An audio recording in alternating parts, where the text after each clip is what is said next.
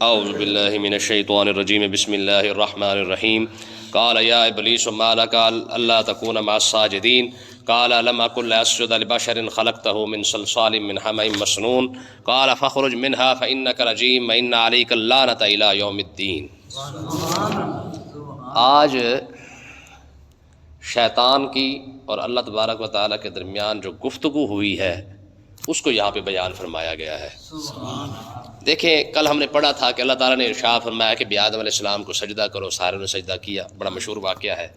اور دیکھیں اللہ تعالیٰ نے اس کو بار بار بیان فرمایا ہے، یعنی پہلے سپارے کے اندر بھی بیان کیا، یہاں پہ بیان ہو رہا ہے، پھر آگے غالباً 23ویں سپارے کے اندر جو ہے وہ پھر جا کے پھر اس کو بیان فرمایا ہے۔ یعنی بار بار اس واقعے کو بیان کرنے کا مقصد کیا ہے؟ تاکہ انسان کو یہ بات سمجھ رکھنی چاہیے کہ وہ جس مرضی مقام پہ پہنچ جائے، جب رب کی نافرمانی کرے گا تو اس کا کوئی مقام نہیں رہے گا۔ ٹھیک ہے، تو اس سے یہ بار بار انسان کو سمجھایا گیا کہ تو اپنی ترقی پر اتنا گھمنڈ نہ کر کہ رب نے اگر تجھے کوئی عہدہ دے دیا ہے یا تو ترقی کر گیا ہے، کہاں وہ جناب معلم الملائکہ یعنی استاد، فرشتوں کا بھی استاد، ٹھیک ہے جی، کہاں جناب وہ فرشتے جس کے ناز اور نخرے اٹھانے والے، اور کہاں آج وہ حالت ہو رہی ہے کہ اس کو مردود قرار دیا جا رہا ہے۔ اور یہ بڑا کمال کا بات ہے، اس کو پڑھ کے دیکھتے ہیں۔ بسم اللہ الرحمن الرحیم، اللہ تعالیٰ نے ارشاد فرمایا قال یا ابلیس ما لک اللہ تکون مع الساجدین۔ اللہ تعالیٰ نے ارشاد فرمایا اے ابلیس، حالانکہ نام عزازیل ہے، ٹھیک ہے جی، لیکن جب اس نے آکڑ دکھائی تو رب نے نام ہی بدل دیا، فرمایا ابلیس ما لک اللہ تکون مع الساجدین، اور تجھے کیا ہو گیا ہے، تو نے سجدہ کیوں نہیں کیا ہے؟ حالانکہ رب بہتر جانتا ہے، رب کو پتہ، تو رب تو کیا کہتے ہیں عالم ازل سے جانتا ہے کہ اس مردود نے مردود ہی بننا ہے، ٹھیک ہے، لیکن رب پھر بھی فرما رہا ہے، فرمایا تجھے خیریت تو ہے، طبیعت ٹھیک ہے، کیا ہو گیا تجھے؟ تو جب میں نے کہا ہے کہ اسجدوا لآدم، آدم کو سجدہ کرو، تو نے پھر سجدہ کیوں نہیں کیا؟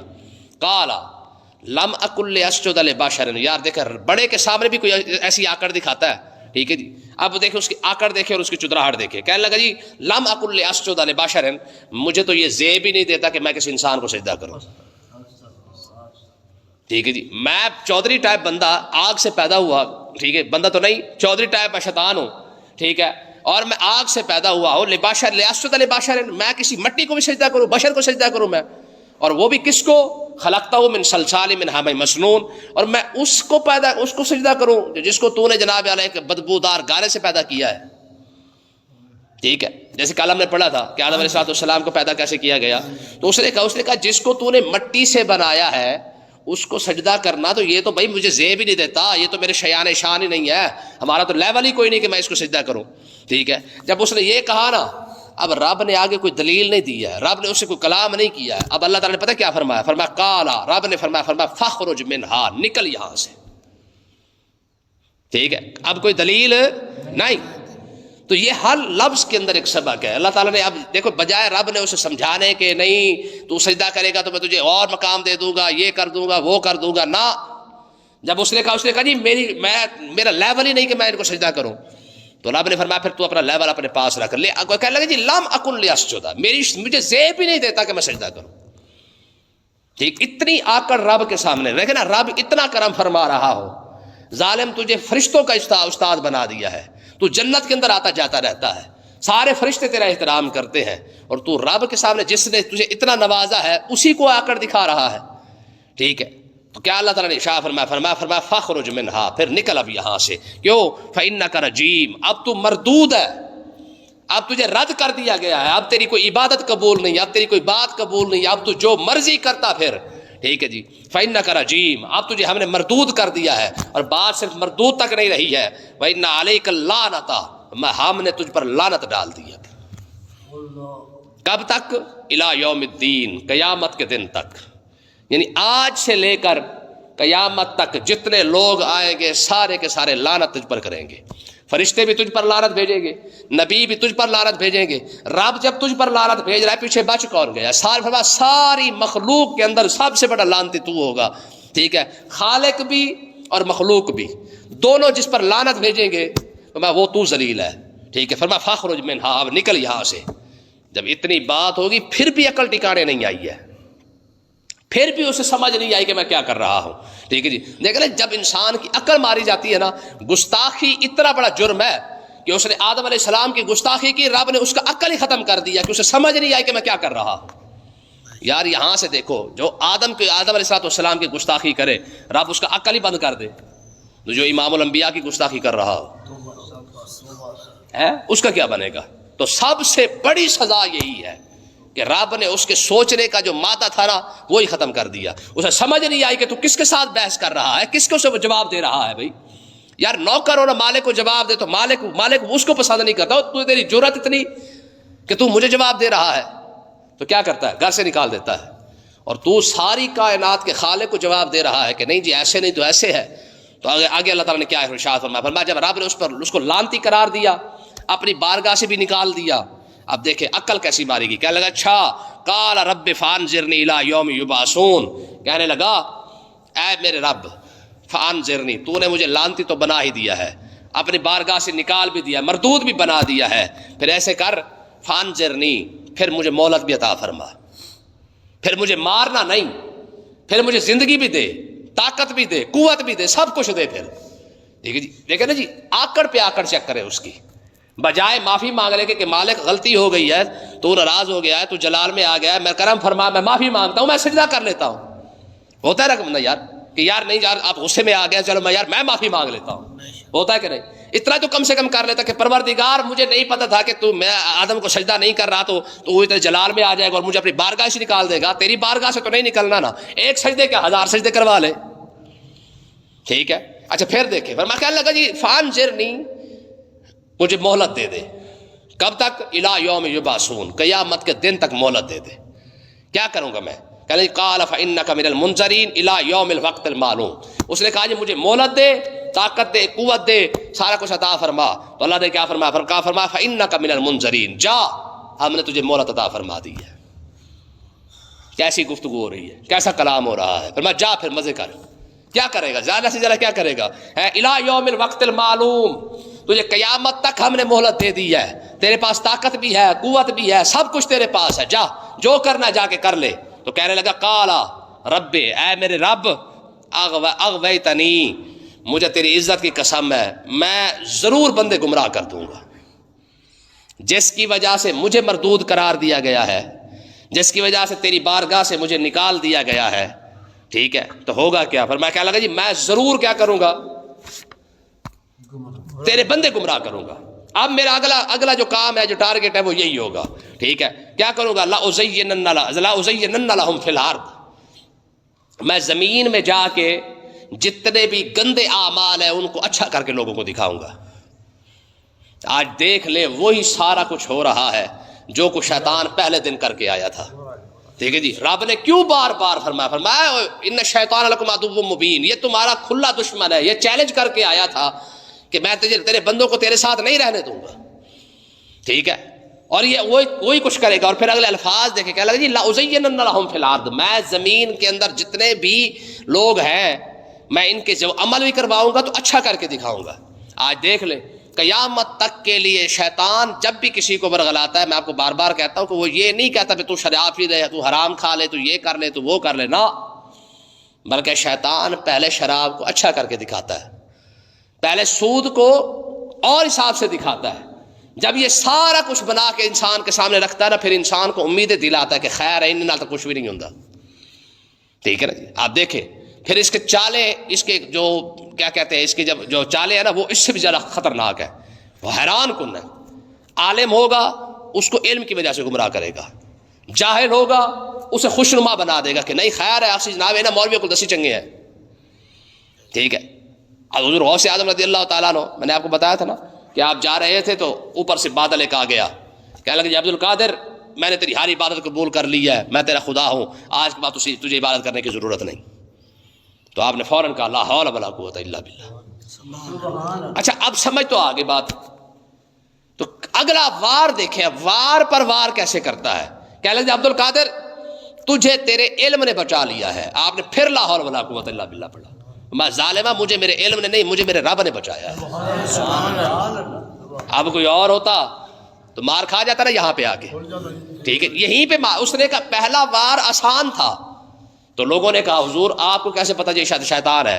تو اب آپ کا جواب بھی دیکھیں، حضور غوث اعظم فرمانے لگے جب عبادت نبیوں کو معاف نہیں تو مجھے معاف کیسی ہو گئی؟ آج دیکھ لیں یہی وہ چال ہے جو آج لوگوں کے اندر چلی جا رہی ہے. یہ 2 نمبر بیٹھے نا ملنگ تھلنگ، آپ ان سے پوچھ کے دیکھیں نماز، کہتے ساڑھی نماز پڑھائی 24.5 گھنٹے نماز ہے. تمہاری کون سی 24 گھنٹے نماز ہے بھائی؟ ہاں 24 گھنٹے نماز اگر کوئی ہستی دعویٰ کرتی نا 24 گھنٹے عبادت کا تو وہ صرف اور صرف نبی کر سکتا ہے. حضور نے ارشاد فرمایا لی مع اللہ وقت لا یسعنی ملک مقرب ولا نبی مرسل. حضور نے ارشاد فرمایا میرا رب کے بارگاہ اقدس کے اندر ایسا وقت بھی آتا ہے کہ جب وہاں پہ نہ کوئی وحی ہوتی ہے، نہ نبی ہوتا ہے، نہ کوئی فرشتہ ہوتا ہے، نہ کوئی رابطہ ہوتا ہے، صرف میں ہوتا ہوں، میرے رب کی ذات ہوتی ہے بس. بخاری پاک کے اندر حدیث پاک ہے. حضور فرماتے ہیں، حضور نے بلکہ صوم وصال رکھے نا. صوم وصال کا مطلب کیا ہوتا ہے؟ یعنی حضور نے ایسے روزے بھی رکھے جس کے اندر آپ نے سحری بھی نہیں کی اور افطاری بھی نہیں کی ہے، ٹھیک ہے، جس کو صوم وصال کہتے ہیں، یعنی مسلسل روزہ. اچھا صحابہ کرام کو اس بات کا پتہ چلا کہ آقا علیہ الصلوۃ والسلام تو روزے رکھ رہے ہیں اور وہ بھی مسلسل روزے رکھ رہے ہیں، صوم وصال آپ رکھ رہے ہیں، ٹھیک ہے جی. مطلب صوم وصال کا مطلب کیا ہے کہ ملا ہوا روزہ، ایک رکھا دوسرا پھر ساتھ، دوسرا پھر ساتھ، چوتھا پھر ساتھ. صحابہ کرام نے بھی رکھنا شروع کر دیا. اچھا 2 دن رکھا، تیسرے دن جناب آدھے نمازی غائب، چوتھے دن جناب اللہ پھر ایک صف اور غائب. حضور نے فرمایا بھائی یہ کدھر گئے سارے؟ عرض کی یا رسول اللہ آپ روزے رکھ رہے تھے تو ساروں نے روزے رکھنے شروع کر دیے ہیں، اب نتیجہ یہ نکلا ہے کہ سارے کمزور ہو گئے، کوئی گھر پڑا ہوا ہے، کوئی کہاں پڑا ہے، کوئی کہاں پڑا ہوا ہے. حضور صلی اللہ علیہ وسلم نے فرمایا بلا کے لاؤ سب کو. جب سب کو بلایا گیا، جب ساری مسجد بھر گئی تو حضور علیہ السلام نے ارشاد فرمایا ایوکم مثلی، فرمایا تم میرے جیسے کب بن گئے؟ میرے جیسے کیسے بن گئے تم نے؟ یہ تمہارے دل میں خیال کیسے آ گیا کہ ہم بھی اپنے نبی جیسے بن جائیں؟ القال الاسرا کہا کہ یا رسول اللہ، کہ یا رسول اللہ آپ جیسا کون ہو سکتا ہے؟ تو حضور نے ارشاد فرمایا پھر میں نے جو صوم وصال رکھے تھے تمہیں کس نے کہا تو تم بھی رکھنا شروع کر دو؟ عرض کہ یا رسول اللہ آپ کو دیکھا تو ہم نے بھی ساتھ شروع کر دیا کہ جب ہمارا نبی رکھ رہا ہے تو پھر ہم بھی رکھ لیتے ہیں. حضور نے ارشاد فرمایا اللہ کے بندو تمہیں سمجھ ہی کوئی نہیں آئی ہے، تم روزے وہ رکھا کرو جو جتنے تمہاری کیا کہہ سکتے ہیں برداشت ہے. عرض کی یا رسول اللہ کیسے رکھیں؟ حضور نے ارشاد فرمایا سب سے بہترین جو روزہ ہے نا وہ داؤد علیہ السلام کا روزہ ہے. سبحان اللہ. کون سا؟ داؤد علیہ السلام کا. وہ کیسا روزہ ہے؟ حضور نے ارشاد فرمایا جو داؤد علیہ السلام ایک دن روزہ رکھتے اور ایک دن چھوڑ دیتے، ٹھیک ہے، اگلے دن پھر روزہ رکھ لیتے.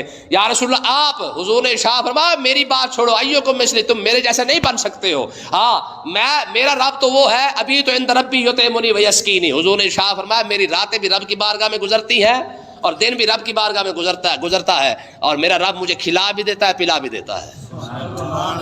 ہاں ابھی تو عند ربی یطعمنی ویسقینی، میرا رب مجھے کھلا پلا دیتا ہے، میرے جیسے چھوڑو، ٹھیک ہے. ہاں تم کیا کرو، زیادہ روزے رکھنے کا شوق ہو بھی صحیح تو کیا کرو، ایک رکھ لو ایک چھوڑ دو. حضور کے ایک صحابی تھے، غالباً نام مجھے ان کو بھول گیا، وہ جناب اللہ انہوں نے مسلسل روزے رکھنا شروع کر دیے، بلکہ روزہ بھی رکھتے ساتھ قرآن بھی پڑھتے. دوسرے جب ان سے ملنے آئے تو دیکھا تو جناب اللہ وہ عبادت کے اندر لگے ہوئے ہیں. اس کے بعد جناب مطلب غالباً سلمان فارسی کے دوست تھے کوئی، ٹھیک ہے، وہ بھی صحابی رسول ہی ہیں، بڑے مشہور صحابی تھے. تو وہ جب ان سے ملنے کے لیے آئے نا تو انہوں نے دیکھا جناب مسلسل عبادت، مسلسل جناب اللہ روزہ، رات کو قرآن، صرف بس اللہ ہی اللہ، ٹھیک ہے جی. انہوں نے کہا اللہ کے بندے یہ کون سا طریقہ ہے بھائی، کما بھی صحیح، کھا بھی صحیح، گھر والوں کو ٹائم دے، خود بھی ریسٹ کر، عبادت بھی ساتھ کر، سارا کچھ کر، ٹھیک ہے. انہوں نے کہا نہیں ہم تو ساری عبادت ہی کریں گے. وہ سیدھے آئے آقا علیہ السلام کے پاس، عرض کی یا رسول اللہ. اچھا انہوں نے کہا میں حضور سے جا کے یہ مسئلہ پوچھتا ہوں. انہوں نے پوچھا یا کسی اور نے آ کے پوچھ لیا، عرض کی یا رسول اللہ ایسے مسئلہ ہے، آپ کا ایک صحابی ہے مسلسل جناب حق ہو اور حق ہو پہ لگا ہوا ہے، ٹھیک ہے جی، نہ گھر والوں کو ٹائم دیتا ہے، نہ خود کے لیے ٹائم نکالتا ہے، نہ کوئی روزی روٹی، نہ کوئی دھندا، نہ گل، نہ بات، کوئی چکر ہی کوئی نہیں ہے. حضور علیہ السلام نے ارشاد فرمایا کہ میرے اس صحابی کو سمجھاؤ کہ میں اللہ کا نبی ہو کے، امام الانبیاء ہو کے عبادت بھی کرتا ہوں، سوتا بھی ہوں، گھر والوں کو ٹائم دیتا ہوں، کاروبار والے آتے ہیں ان کو بھی ٹائم دیتا ہوں، باہر سے مہمان آتے ہیں ان کو ٹائم دیتا ہوں، بچے آتے ہیں ان کے ساتھ ہنستا بھی ہوں، مسکراتا بھی ہوں، عورتیں آ جاتی ہیں بات کرتی ہیں ان کی بات بھی سن لیتا ہوں. یہ سارا کچھ میں اللہ کا نبی ہو کر جب کر رہا ہوں تو کیوں نہیں کر رہا ہے؟ تو اس کا مطلب یہ ہے کہ 24 گھنٹے حق ہو کرنے کی ضرورت نہیں ہے. مرد وہی ہے، بندہ وہی ہے جو کھائے بھی صحیح، پیے بھی صحیح، اپنے آپ کو بھی ٹائم دے، گھر والوں کو ٹائم دے. دیکھیں یار کتنا خوبصورت اسلام ہے. بات سمجھے کہ نہیں؟ حضور نے کیوں فرمایا؟ فرمایا گھر والوں کو کھلا پلا یہ بھی صدقہ ہے، ان کے لیے ٹائم نکال یہ بھی صدقہ ہے کہ نہیں؟ تو اللہ تبارک و تعالیٰ نے ارشاد فرمایا بہرحال. تو اس نے کیا کہا؟ شیطان کہنے لگا جی لأزینن لہم فی الارض، میں لوگوں کے جتنے بھی لوگ یہاں پہ زمین میں موجود ہوں گے میں سب کو جو گندے اعمال ہیں ان کو بھی اچھا بنا کے دکھاؤں گا. ٹھیک ہے جی. مجھے ایک بی بی نے کہا، میں نے کہا ڈرامے شرامے کیوں ہیں؟ ڈرامے میں بڑا کچھ ملتا ہے. ٹھیک ہے جی. بڑی کام کی باتیں ملتی ہیں، سمجھداری کی باتیں ملتی ہیں اس کے اندر. میں نے کہا ٹھیک ہے بھائی. ٹھیک ہے جی. قرآن کے اندر نہیں ملی، حدیث میں نہیں ملی، تقریروں میں نہیں ملی. ہاں نصیحت بھی ڈھونڈی ہے تو قرآن ڈراموں کے اندر جا کے ڈھونڈی ہے. ہماری بیبیاں اس لیے ڈرامے دیکھتی ہیں، کہتے جی اس کے اندر بڑی کام کی بات ملتی ہے. ٹھیک ہے. کوئی نہ کوئی ایسی بات ملتی ہے بڑی عمل کرنے والی ہوتی ہے، بڑی اچھی باتیں کرتے ہیں ڈراموں کے اندر بھی. اللہ کے بندے ڈراموں کے اندر اچھی باتیں ملتی تھی، قرآن اور حدیث میں نہیں ملی ہیں. سمجھ آئی کہ نہیں آئی؟ تو اس نے اگلی بات کی. ایک تو اس نے کہا میں عمل اچھے کر کے دکھاؤں گا، پھر سارے کرتے رہیں گے. اور اگلا کام کون سا کروں گا؟ والا اغوینہم اجمعین، میں سب کو گمراہ کروں گا. تو کیا مشہور مثال ہے، ہم تو ڈوبے صنم. یہ حال ہوا بندوں کے ساتھ بھی. اس نے کہا مالک اگر میں تیری بارگاہ سے نکالا گیا نا، جب میرے حصے میں جنت نہیں آئی ہے تو رہنے میں جنت میں ان کو بھی نہیں دوں گا، پھر کیا کروں گا؟ فرمایا بھلا اغوینہم اجمعین، سب کو گمراہ کروں گا. ہاں ایک ہے الا عبادک منہم المخلصین، جو تیرے بندے ہو گئے ان پر تو پھر میرے بس سے نہیں چلتا ہے نا.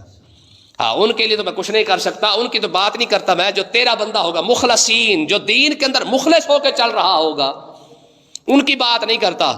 ہاں باقی جتنے بھی ہوگے، چاہے نمازی ہوگا، حاجی ہوگا، ٹھیک ہے جی، جتنا مرضی عبادت گزار ہوگا، پیسے والا ہوگا، کاروباری ہوگا، جو مرضی ہوگا، فرمایا میں ان کو ایسے ایسے خواب دکھاؤں گا، ٹھیک ہے، کہ لوگ حرام بھی کما رہے ہوں گے، افطاری بھی کروا رہے ہوں گے. ٹھیک ہے جی. ہاں حرام بھی کھا رہے ہوں گے، لوگوں کو روزہ بھی رکھوا رہے ہوں گے، حرام بھی کما رہے ہوں گے، کعبے کا طواف بھی کر رہے ہوں گے، حرام بھی کما رہے ہوں گے، زکاتیں بھی دے رہے ہوں گے، صدقہ خیرات بھی کر رہے ہوں گے. ٹھیک ہے. تو کہنے کا مقصد یہ ہے کہ یہ شیطان دیکھ کس طرح عمل کو اچھا کر کے دکھاتا ہے کہ لوگ حرام کمانے کے بعد جب وہ نیکی کا کام کرتے ہیں تو شیطان بھی ہنس پڑتا ہے کہ بلے کہاں پہ لگا دیا ان کو میں نے بھی. کما حرام رہا ہے اور لگا ثواب پر رہا ہے. دیکھیں نا جی، کسی کی یہ کل پرسوں خبر بھی آئی ہے، کراچی کے اندر ایک بی بی نے اپنے ہمسائے کی 20 تولے سونا چوری کر لیا. 20 تولے سونا اس نے چوری کیا، اس کو جا کے بیچا، جا کے عمرہ کر رہی، وہاں سے جناب آب زمزم شریف لائی، ہمسائے کو بھی دے کے آئی ہے، جس کی چوری کی تھی اس کو بھی دے کے آئی. اس نے کہا لائے آپ زمزم میں پی. وہ تو بعد میں پتا چلا بھی حجانی خود چوری کر کے عمرہ کر کے آ کے میں زمزم پلا رہی ہے. ٹھیک ہے جی. تو کہنے کا مقصد یہ ہے کہ بھائی عبادت کا مزہ تعلق جو ہے نا وہ حلال کے ساتھ ہے. ہاں اگر کوئی شخص چاہتا ہے نا کہ اس کو عبادت کی لذت اور عبادت کا سرور اسے محسوس ہو، وہ تب بھی ممکن ہے جب رزق حلال ہوگا. رزق حلال نہیں ہوگا تو عبادت کی لذت بھی نہیں آئے گی. اللہ پاک سمجھنے کی توفیق عطا فرمائے.